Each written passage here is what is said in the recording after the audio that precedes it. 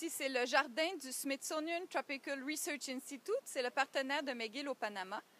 Et le Panama, c'est vraiment un endroit parfait pour vous expliquer pourquoi les biologistes qui s'intéressent aux plantes comme moi trouvent que le CO2, c'est une molécule tellement importante. Alors, le graphe que vous voyez à l'écran a été produit avec des données qui ont été obtenues par des scientifiques qui travaillent pour le gouvernement des États-Unis. Et on voit que dans les derniers 5 ans, la concentration de dioxyde de carbone, ici c'est la ligne en noir, a augmenté de façon continue, passant d'à peu près 385 à un petit peu moins de 395 parties par million. La partie que je trouve la plus fascinante dans ce graphe-là, c'est la ligne qui courbe en rouge et qui nous montre en fait l'effet des forêts de la zone tempérée sur la concentration du dioxyde de carbone.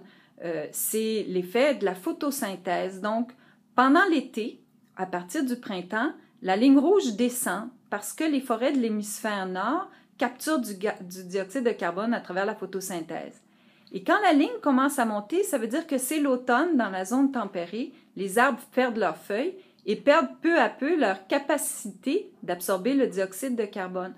Donc ça, c'est des données extraordinaires qui nous montrent l'importance des forêts quant à la concentration du CO2 atmosphérique. Et ça explique bien sûr la passion de quelqu'un comme moi pour ce phénomène des changements climatiques.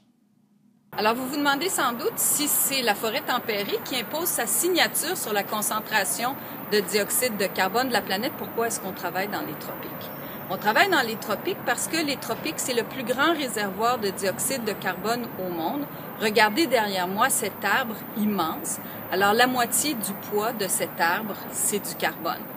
La forêt tropicale, elle est très, très importante pour le cycle du carbone parce qu'actuellement, on est en train de couper cette forêt et en ce faisant, on émet environ 10% des émissions anthropogéniques de gaz à l'effet de serre dans l'atmosphère.